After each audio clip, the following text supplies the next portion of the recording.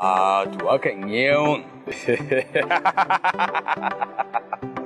Ai mutumi na haka ji wani labari ya gane ina ƙaunar ka. Yawan ma'ana da Hausa karan jari zuciya ta gane. Allah ko? Sosai ma ku saboda haka lalle kai da kwanjin kyakkyawan labari nan ba da daɗewa ba. To ina sauraron ka sannan kuma kada ka sake na ji wasa. Ba za ka ji kalma me ka ba da haka ba an shayi.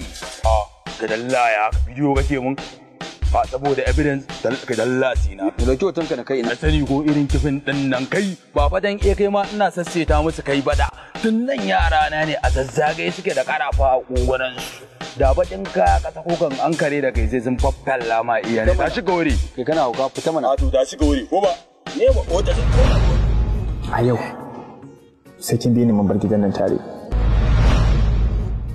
Idan baki bi ni ba dukkanin abin da ne miki kika jawo kanki. Kuma zan fasa dukkanin duniya ta san irin alaka take tsakanin da ke. Ai yau din nan. Ina so ki sani ban ki dukkanin abin da zai faru da ni sai dai faru da ni ba. So da karki manta. Bahaushe ya ce wai rago a soyayya baya suna a gurin masoyiyarsa.